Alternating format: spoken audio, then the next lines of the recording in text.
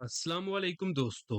मैं डॉक्टर सईद अली हसनैन। आज की वीडियो के अंदर आप लोगों के साथ डिटेल में मार्केट का ओवरव्यू और फिर बारी बारी से आप लोगों के साथ systems, Mari energy, Fauji fertilizer company limited, Sazgar engineering, Hub power company limited और पाकिस्तान रिफाइनरी लिमिटेड का एनालिसिस जो आप लोगों के साथ जो मैं शेयर करूंगा। बारी बारी से हम इन शेयर्स को जो है वो देखेंगे और एनालाइज करेंगे और देखेंगे कि ये शेयर अभी किस तरह परफॉर्म कर रहे हैं, आने वाले दिनों में किस तरह परफॉर्म करेंगे। अगर ये शेयर आपके पोर्टफोलियो में पड़े हैं या फिर आप इन शेयर्स के अंदर जो न्यू इन्वेस्टमेंट या ट्रेडिंग का प्लान बना रहे हैं, तो आपको बेस्ट लेवल और स्ट्रेटजीज बताई जाएंगी, जिनको अगर आप लोग जो है वो फॉलो करेंगे तो इंशाल्लाह आप इनके अंदर जो है अपने प्रॉफिट को जो मैक्सिमाइज कर सकेंगे और आपका जो लॉस है वो भी अंडर कंट्रोल रहेगा। यही सब कुछ आज की वीडियो के अंदर आप लोगों के साथ जो है डिस्कस किया जाएगा। तो पहले जो है हम मार्केट को देख लेते हैं। तो अगर हम आज के दिन अगर हम ओवरऑल जो ग्लोबल डायनामिक्स है उनको देखें, तो कल जो है मार्केट ने बहुत अच्छा परफॉर्म किया था, जहां के ऊपर जब वो ये 2 वीक का जो सीज फायर जो है वो अनाउंस हुआ था ईरान और अमेरिका के दरमियान। तो आज जो है उसके अंदर जो है थोड़ी अनसर्टेनिटी आई है, जहां पे दोनों पार्टियां जो है वो एक दूसरे के ऊपर इल्जाम लगा रही हैं कि दोनों तरफ से जो है वो इसकी जो खिलाफ वर्जियां जो वो की जा रही हैं और अभी तक जो है स्ट्रेट ऑफ हुर्मुज जो है वो भी जो है बंद है। तो उसका जो इम्पैक्ट है वो मार्केट ने आज के दिन जो है नेगेटिव ही लिया है। तो आज के दिन अगर हम ओवरऑल बात करें तो मार्केट ने जो क्लोजिंग दी है वो 1,65,517 की दी है। मार्केट जो है एक पॉइंट के ऊपर काफी जो ज्यादा नीचे गिरी थी, जहां पे मार्केट ने जो लो लगाया था वो 1,61,993 का लगाया था। हाई मार्केट ने 1,66,962 का लगाया था। बट अल्टीमेटली जो क्लोजिंग है वो 1,65,517 के ऊपर आई है और मार्केट ने ओवरऑल जो है वो 293 पॉइंट जो है वो लूज की हैं। वॉल्यूम्स की बात करें तो 888 मिलियन के जो है टोटल वॉल्यूम्स थे, जिनकी मालियत जो है वो 54 अरब रुपए की बनती है। तो पैसों के अंदर अगर हम देखें तो जब भी 50 अरब रुपए से ज्यादा का काम मार्केट के अंदर होता है, तो हम इसको एक समझे कि रीजनेबल गुड अमाउंट जो है वो कह सकते हैं कि मार्केट के अंदर जो है आज इतनी जो पार्टिसिपेशन आई है। तो जहाँ पे देखें जो अभी भी बहुत से लोग जब डरे हुए हैं कि सीज फायर जो है मे भी खत्म हो जाए, तो मेरा जो पर्सनल एनालिसिस है वो ये है कि देखिए जब भी कभी जंगल में आग लगी हो ना, तो अगर उसको बुझा भी दिया जाए तो फिर भी जो है ना काफी अरसा जो उसमें से धुआं जो वो उठता रहता है। तो ये भी समझे कि एक मिडिल ईस्ट में आग लगी हुई थी, तो जिसमें से अभी भी जो वो धुआं निकल रहा है, तो इस धुएं को जो है खत्म होते हुए थोड़ा सा टाइम लगेगा। तो बट अगर आप उस धुएं का वेट करते रहे कि खत्म होगा, तो फिर ही हम जब 100% कन्फर्मेशन मिलेगी तो फिर ही हम मार्केट के अंदर जब एंट्री लेंगे। तो फिर मेरे नज़दीक समझे कि वो जो है बहुत ही जब वो काम जब वो टाइम जब वो लेट हो चुका होगा, तो उस वक्त आपके हाथ से वो कुछ भी चीज़ जो है वो नहीं आएगी। कल की वीडियो अगर आप लोगों ने मेरी नहीं देखी तो वहाँ पे आप जाके जो वो देख सकते हैं, जहाँ पे मैंने बताया था कि अगर आप सिर्फ कन्फर्मेशन की ही बात करते रहें तो उस वक्त जब तक जो है वो बहुत देर होगी होती है। जैसा कि जब इनिशियल जो स्ट्राइक ईरान के ऊपर हुई थी, तो उस वक्त जो मार्केट ऑलरेडी जो वो क्रैश कर चुकी हुई थी और फिर जितनी देर तक ये जो है 40 दिन जो है जंग लगी रही है, तो उतनी देर तक जो पहले दिन जो मार्केट जब फर्स्ट स्ट्राइक के ऊपर जितनी मार्केट गिरी थी उसी के अराउंड जो है वो कंसोलिडेट करती रही है, ना ही कुछ उससे ज्यादा जो है नीचे गिरी और ना ही कुछ ज्यादा ऊपर की तरफ उठी है। तो इसी तरह जब आप देखेंगे जब आपको 100% कन्फर्मेशन मिलेगी कि हालात बिल्कुल नॉर्मल हो गए हैं, तो मार्केट समझे कि बिल्कुल टॉप के ऊपर जाकर जो वो रुक चुकी होगी, तो वहां से ना ही कोई ज्यादा ऊपर की तरफ जा रही होगी और ना ही ज्यादा नीचे की तरफ जा रही होगी। तो यही साइकिल जो है ये रिपीट होता है मार्केट के अंदर, ये कॉमन चीज है। ठीक हो गया। तो आपको बता दिया कि ये अभी जो है हालात, ये अभी थोड़ा मे भी इसी तरह की जो वोलेटिलिटी रहे। और उसके बाद अगर हम ओवरऑल देखें तो आज के दिन अगर हम मेन सेक्टर्स को देखें जिनको मार पड़ी है, तो उसमें ऑयल सेक्टर को मार पड़ी है और जो अच्छा परफॉर्म जिस सेक्टर ने किया वो सीमेंट सेक्टर ने किया है। इसकी भी मैं वजह आपको बता देता हूँ। देखें अभी जो है ना पूरी ग्लोबल ऑयल मार्केट्स वो सारी अनस्टेबल हुई पड़ी हैं, ये जो मिडिल ईस्ट की जो जंग है इसकी वजह से। तो वहां के ऊपर अब कभी जो है क्रूड ऑयल की प्राइसेस बहुत ऊपर जा रही हैं और अच्छी खबर के ऊपर जो ये बहुत जो है वो बुरी तरह नीचे की तरफ जो है वो गिर रही हैं। तो जहाँ पे क्रूड ऑयल की प्राइसेस की जो है जब समझे कि कोई कंफर्मेशन वगैरह ना हो कि इसका फ्यूचर क्या है, अभी अगर ईरान के ऊपर से सैंक्शंस हट जाती हैं और ईरान का भी ऑयल जो है वो मार्केट में आता है, तो क्रूड ऑयल की प्राइसेस और भी जो है वो कम होंगी। तो इसका जो जब क्रूड ऑयल की प्राइसेस कम होंगी, तो जो ऑयल सेक्टर के जो स्टॉक है हमारे पास, जो हैवी वेट स्टॉक भी हैं जिन्होंने बहुत अच्छा परफॉर्म किया था पिछले 1-2 साल के अंदर, तो फिर ये शेयर जो है ये इनके ऊपर जो है वो प्रेशर आएगा। तो जो बड़े प्लेयर्स हैं जिनके पास ये बड़ी होल्डिंग्स इन शेयर्स के अंदर जो पड़ी हुई है, तो वो अभी जो है इन शेयर को जो है वो स्विच कर रहे हैं और इसमें से निकल के वो पता है किस सेक्टर के अंदर जा रहे हैं, वो सीमेंट सेक्टर के अंदर जा रहे हैं। वो क्यों जा रहे हैं सीमेंट सेक्टर के अंदर, ऑयल सेक्टर में से निकल के सीमेंट सेक्टर में? एक तो ऑयल की अभी जो है फ्यूचर का कोई पता नहीं कि इसका क्या बनना है। प्राइसेज़ ऊपर जाएँगी, नीचे जाएँगी, एक समझिए कि अनसर्टेनिटी रहनी है, इसकी कन्फर्मेशन किसी के पास कुछ भी नहीं है। ठीक हो गया? तो उससे बचने के लिए जो है ये ऑयल सेक्टर को जो बंदे लीव कर रहे हैं और अगर ईरान से सैंक्शंस हटती हैं तो क्रूड ऑयल की प्राइसेज़ जो है वो नीचे आएँगी क्योंकि सप्लाई जो है वो क्रूड ऑयल की बढ़ जाएगी। और दूसरी चीज़ और जिस सेक्टर में जा रहे हैं वो सीमेंट सेक्टर है और सीमेंट सेक्टर में क्यों जा रहे हैं? देखिए सीमेंट सेक्टर जो है ना ये भी जो है काफ़ी ज़्यादा जो है वो एनर्जी के ऊपर जो है वो डिपेंडेंट होता है। बट हमारे जो सीमेंट सेक्टर्स के जो प्लेयर्स हैं, वो सब जो है ना मोस्टली जो है वो लोकल रॉ मटेरियल के ऊपर जो है वो रिलाई कर रहे हैं। तो लोकल कोल जो है उसको जो है वो यूज़ कर रहे हैं और अगर आप मुझे जो पिछले कुछ टाइम से फॉलो करते हुए आ रहे हैं, तो वहाँ पे मैंने बताया हो कि किस तरह जो है रिन्यूएबल जो एनर्जीज़ हैं उनके अंदर और आपने जो पावर प्लांट वगैरह जो है इन कंपनीज़ ने अब एस्टेब्लिश किए हुए हैं, तो जिसके अंदर मोस्टली जो रॉ मटेरियल है, एनर्जी है, वो सारी जो है वो लोकल यूज़ हो रही है। तो जब एनर्जी के जो रास्ते हैं उनके ऊपर जब भी कोई समझे कि खतरा आएगा, तो हमारा जो सीमेंट सेक्टर है उसके ऊपर कोई ऐसा जो बड़ा इम्पैक्ट नहीं आएगा क्योंकि हम मोस्टली जब वो लोकल कोल और जो रिन्यूएबल एनर्जी सोर्सेज है उनको हमारा जो सीमेंट सेक्टर के जो बड़े प्लेयर है उनको यूज कर रहे हैं। तो यहाँ पे हम जो है एक अच्छी जो है ना समझे कि एक थोड़ा सा सेफ सेक्टर जो है वो कंसिडर कर सकते हैं जिसकी वजह से सीमेंट सेक्टर के अंदर जो है वो पॉजिटिविटी आ रही है। तो सीमेंट सेक्टर के अंदर आप इंशाल्लाह आने वाले दिनों में भी देखेंगे कि अच्छी एक मूव आएगी।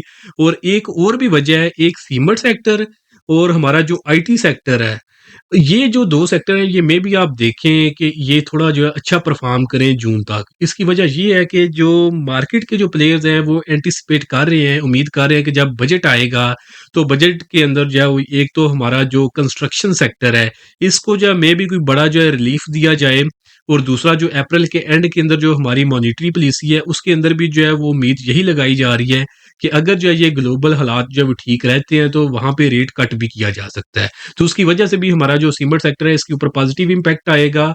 और दूसरा जो है और जो अपकमिंग जो हमारा बजट है उसके अंदर भी जो है उम्मीद यही लगाई जा रही है कि आईटी सेक्टर और जो कंस्ट्रक्शन सेक्टर है इन 2 सेक्टर्स को मे बी कोई बड़ा रिलीफ दिया जाए। तो देखिए इसकी वजह से इन 2 सेक्टर्स के अंदर जो वो रैली बन सकती है, तो आप भी इन शेयर्स के अंदर देखें जिस शेयर के अंदर कोई न्यू अपॉर्चुनिटी बनती है, ब्रेकआउट होता है, तो आप उन शेयर्स के अंदर जो वो बाइंग की तरफ जो है वो जा सकते हैं। तो आपको बता दिया कि सेक्टर कौन से शिफ्ट हो रहे हैं और किस वजह से जब वो शिफ्ट कर रहे हैं। तो अब हम जब वो मार्केट को जब लेवल्स के ऊपर जब वो देखते हैं, तो कल के दिन जब मार्केट ने क्लोजिंग दी थी 1,65,864 के ऊपर, तो उस वक़्त मैंने बताया था कि मार्केट के पास जो वो 2 सपोर्ट के लेवल हैं। जितनी देर तक मार्केट इन 2 लेवल्स के ऊपर है, उतनी देर तक आपने घबराना नहीं है। पहला लेवल बताया था 1,63,000 का, दूसरा 1,61,500 का। और आज के दिन जो है मार्केट ने 1,61,993 का लेवल लगाया था। तो ये जो 2 आपको इमीडिएट सपोर्ट के लेवल बताए थे, मार्केट ने एग्ज़ैक्टली उन्हीं लेवल्स को एज़ ए सपोर्ट जो है वो लिया है और यहाँ से ही ऊपर की तरफ उठी है। इवन दो कि 300 पॉइंट जो है समझे कि मार्केट ने लूज़ किए हैं, बट अल्टीमेटली जो आपको सपोर्ट के जो 2 लेवल्स बताए थे, उन्हीं से जो मार्केट ने जो सपोर्ट लिए, इससे जो ज़्यादा नीचे नहीं गिरी। ठीक हो गया, अब दोबारा से मार्केट के पास यही 2 सपोर्ट के लेवल हैं, 1,63,000 की फर्स्ट सपोर्ट और 1,61,500 की जो है सेकंड सपोर्ट है। जितनी देर तक मार्केट इन 2 लेवल से ऊपर है, तो उतनी देर तक कोई ऐसा जो ज़्यादा डरने की ज़रूरत नहीं है। इंशाल्लाह जो है शॉर्ट टर्म में भी आप मार्केट में पॉजिटिविटी ही देखेंगे और अगर मार्केट जो है वो नेगेटिव साइड के ऊपर भी जाती है, तो थोड़े से पॉइंट ही लूज़ करेगी, कोई ऐसा जो मैसिव हम उसके अंदर जो सेलिंग नहीं देखेंगे जब तक मार्केट 1,61,500 के ऊपर है। और अगर मार्केट 1,61,500 का लेवल ब्रेक करती है, तो फिर जो है वो short term to mid term के अंदर जो वो मार्केट के अंदर खतरे की घंटियाँ बज जाएँगी, फिर आपने एहतियात से काम करना है। रेजिस्टेंस की बात कर लें तो 2 इमीडिएट रेजिस्टेंसेस हैं हमारे पास जो कि समझिए काफ़ी स्ट्रॉन्ग रेजिस्टेंस होंगी मीडियम टर्म के लिहाज से। पहली हमारे पास 1,69,340 की है और सेकंड हमारे पास 1,72,700 की है। तो ये 2 जो है रेजिस्टेंस के लेवल है मार्केट के और सपोर्ट के लेवल आपको जो मैंने बता दिए हैं। तो बाकी अब हम जब इंडिविजुअल स्टॉक्स को जो है देखते हैं, तो पहला जो शेयर है हमारे पास वो है जी हमारे पास सिस्टम्स लिमिटेड। तो सिस्टम्स को हम जब वो देखते हैं, तो सिस्टम्स को जो एनालाइज़ है वो मैं शॉर्ट टर्म के लिहाज से करूँगा क्योंकि शॉर्ट टर्म के ऊपर इसकी जो कुछ फॉर्मेशन है, जो कि थोड़ी समझ में आ रही है, उससे बड़े टाइम फ्रेम के ऊपर ये जो है शेयर अभी फ़िलहाल कोई प्रॉपर इसने डायरेक्शन जो है वो सेट नहीं की। जब फ्यूचर में ये अपनी कोई डायरेक्शन सेट करेगा तो इंशाल्लाह उस वक़्त वो भी आपके साथ फॉर्मेशन जो है वो डिस्कस कर दी जाएगी। तो शेयर को अगर हम जब शॉर्ट टर्म के लिहाज से देखें तो अप ट्रेंड के अंदर था, अप ट्रेंड के अंदर ये शेयर जो है ये कंसोलिडेट कर रहा था इस चैनल फॉर्मेशन के अंदर। इस चैनल फॉर्मेशन की अगर हम रेजिस्टेंस की बात करें, जब शेयर चैनल फॉर्मेशन के अंदर होता है तो हमने उसके अंदर जो वो 2 स्ट्रेटजीज़ को जो है वो फॉलो करना होता है। एक होता है कि आप चैनल की सपोर्ट के ऊपर जो है वो बाय कर लें, और अगर वहाँ पे आपको नहीं मिलता और शेयर जो है ये चैनल की रेजिस्टेंस का ब्रेकआउट करता है तो फिर आप वहाँ पे भी जो है शेयर के अंदर जो वो बाइंग कर सकते हैं। तो अब अगर हम इस चैनल की रेजिस्टेंस की बात करें तो वो हमारे पास 148 की थी, जिसका इसने ब्रेकआउट किया है। दोबारा से अगर आप इस कैंडल को देखेंगे जो कि सुबह 9 बजे वाली थी, इसमें इसने जो इसकी सपोर्ट इसका ब्रेकआउट लेवल को रीटेस्ट किया था और उसके बाद जो प्राइसेस इसके ऊपर ही जो वो कंसोलिडेट करती रही हैं। तो जितनी देर तक ये प्राइसेस जो है इस चैनल की रेजिस्टेंस के करीब-करीब है, यानी 148 रुपए के करीब-करीब है, तो आप इसको जो बाइंग की तरफ जो है इस शेयर के अंदर आप जा सकते हैं। शॉर्ट टर्म में जो स्टॉप लॉस है वो 145 से नीचे का आप रखेंगे, और जो फर्स्ट टारगेट होगा अपसाइड के ऊपर वो 154 रुपए का, और फाइनल टारगेट 160 रुपए का होगा इस शेयर के अंदर।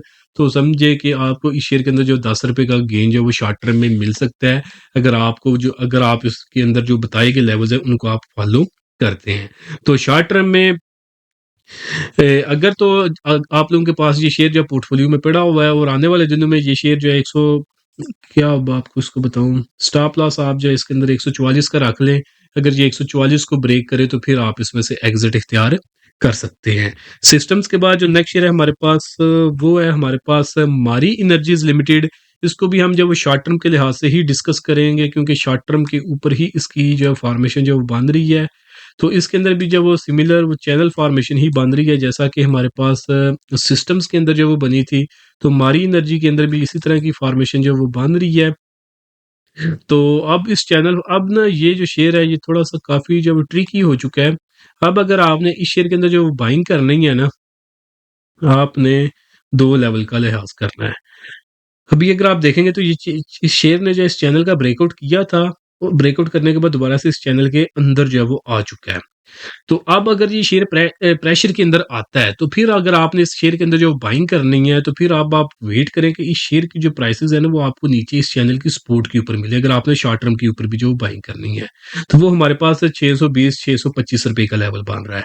करंटली ये 668 रुपए के ऊपर 668 रुपीज़ के ऊपर ट्रेड कर रहा है।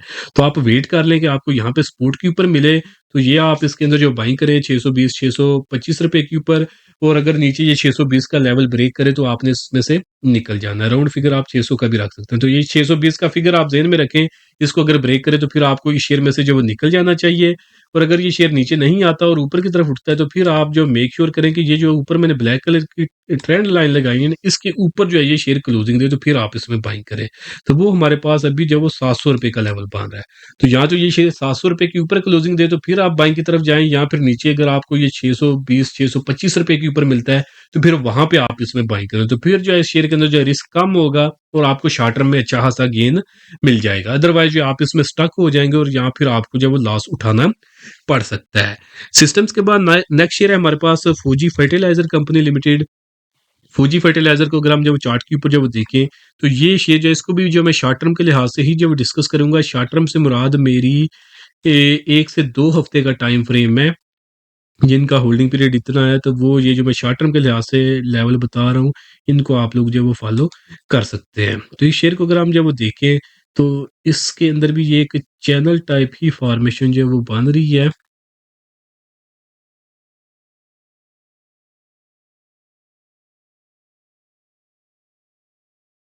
और इस चैनल की अगर हम रेजिस्टेंस की बात करें, तो वो थी हमारे पास ये 626 रुपए और 54 पैसे की। और अगर आप इन कैंडल्स को देखें तो ये सारी कैंडल्स इस चैनल फॉर्मेशन के ऊपर ही आ चुकी हैं, ब्रेकआउट कर चुकी हैं। यहाँ पे इन्होंने कंफर्मेशन भी किया और अभी उसके ऊपर ही जब वो ट्रेड कर रही हैं, कोई अभी ऐसा जो ज़्यादा ऊपर की तरफ भी जब वो नहीं गई। तो अब अगर ये जो शेयर है इसकी प्राइसेस जो है ये 626 रुपए के ऊपर सस्टेन करती हैं, दोबारा से इस चैनल में नहीं आती, तो फिर उम्मीद यही है कि ये इंशाल्लाह शेयर यहाँ से ऊपर की तरफ जब उठेगा, तो शॉर्ट टर्म में जो है ये शेयर जो है अब अपसाइड के ऊपर जाएगा। और अपसाइड के ऊपर जो अब इसने इस ब्रेकआउट के बाद जो फाइनल टारगेट एक्सपोज किया है, वो हमारे पास 570 से 575 रुपए का है। तो इजीली आपको इस शेयर के अंदर जो है ना ये तकरीबन 35-40 रुपए का गेन जो है वो शॉर्ट टर्म में आपको मिल जाएगा। और जो इसके अंदर जो ट्रेड वगैरह करेंगे तो उनका स्टॉप लॉस जो नीचे 510 रुपए से नीचे का होगा इस शेयर के अंदर। तो इसके अंदर भी ये अपॉर्चुनिटी जो वो शॉर्ट टर्म के लिहाज से ही बनी है, तो वो मैंने आप लोगों के साथ जो है शेयर कर दी है। बाकी जो फ्यूचर में mid term to long term के लिए इसकी कोई फॉर्मेशन बनेगी, उसके अंदर अगर कोई अपॉर्चुनिटी बनी तो वो भी इंशाल्लाह आप लोगों के साथ जो है शेयर कर दी जाएगी। फूजी फर्टिलाइजर के बाद जो नेक्स्ट शेयर है हमारे पास, वो है हमारे पास साजगार इंजीनियरिंग वर्क्स लिमिटेड। तो साजगार को अगर हम जब चार्ट के ऊपर देखें तो इसमें भी शॉर्ट टर्म के लिहाज से ही इसको मैं डिस्कस करूंगा। तो इसमें एक अपॉर्चुनिटी बनी थी बाइंग की कल वाले दिन, तो उसके जो अगर हम टारगेट्स की बात करें तो ये एक आर्क फॉर्मेशन थी जिसका ब्रेकआउट इसने इन कैंडल्स के ऊपर किया था। तो उसके साथ ही ये अपने टारगेट्स भी अब अपसाइड के ऊपर जो ये अचीव कर चुका हुआ है। तो अब नेक्स्ट हमें शेयर के अंदर क्या करना चाहिए, देखें शेयर जो अपने अप ट्रेंड के अंदर है, तो अप ट्रेंड के शेयर के अंदर हमने दो स्ट्रेटजीज को फॉलो करना होता है। एक होता है कि बाय ऑन डिप करें, और एक होता है बाय ऑन न्यू ब्रेकआउट करें। तो इसके अंदर जो डिप है ना वो हमारे पास दोबारा से इसके वही ब्रेकआउट जो लेवल है इसके पास है 1730 रुपए का, 1732 आप कह लें, 1732 रुपए का लेवल है ये, इसके पास डिप का लेवल बनता है। अगर ये शेयर नीचे आ जाए और आपको ये 1730 रुपए के ऊपर मिल जाए तो वहां पे आप शॉर्ट टर्म के लिए इसके अंदर जो इन्वेस्टमेंट बाइंग की तरफ या ट्रेडिंग की तरफ जब जा सकते हैं। फिर जैसे ही छोटा मोटा आपको गेन मिले तो फिर आप इसके अंदर जो बाइंग की तरफ जा, फिर आप इसके अंदर जो प्रॉफिट बुक कर लेंगे।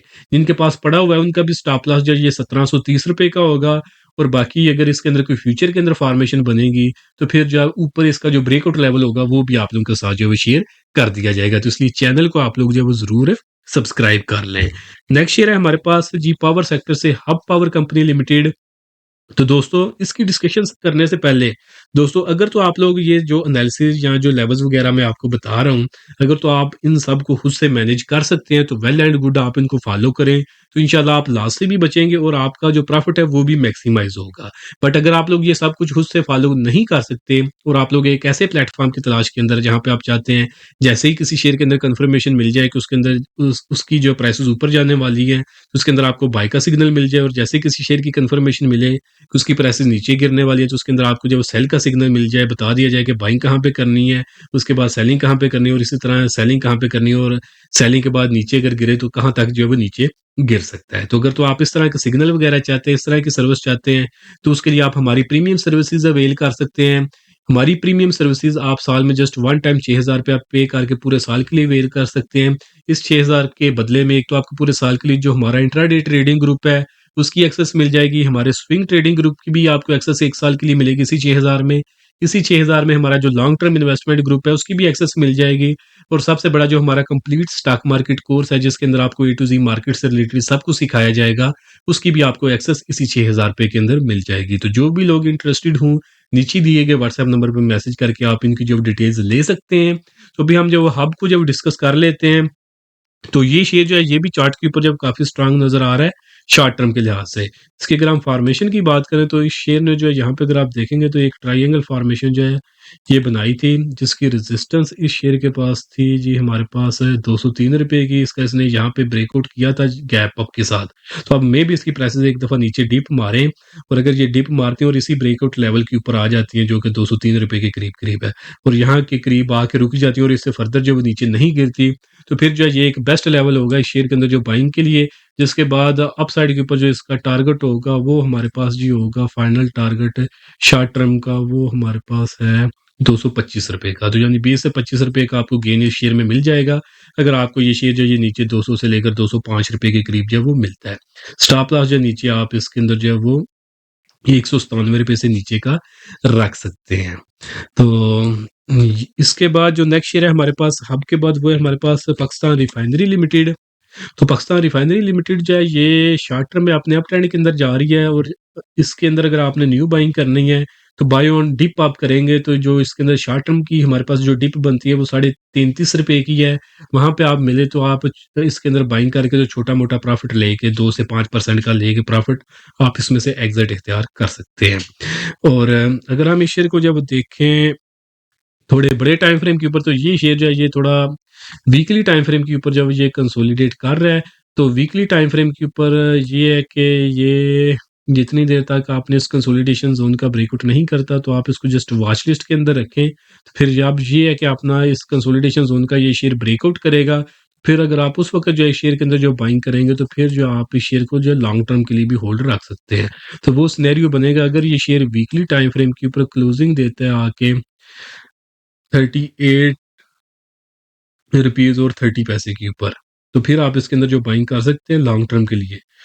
इसके बाद हमारे पास फाइनल टारगेट जो है वो 62 रुपीज़ के होंगे। तो ये इस तरह की आपको अपॉर्चुनिटी इस शेयर के अंदर जो लॉन्ग टर्म के लिए मिल सकती है। तो बट अभी ये इसने ब्रेकआउट किया नहीं है और अभी पता भी नहीं कि ये कब करेगा। तो अभी आप ये जस्ट इसको वॉच लिस्ट के अंदर रखें, या अब इंशाल्लाह ये फ्यूचर के अंदर जब ब्रेकआउट करेगा तो इंशाल्लाह आप लोगों के साथ इसको शेयर भी कर दिया जाएगा।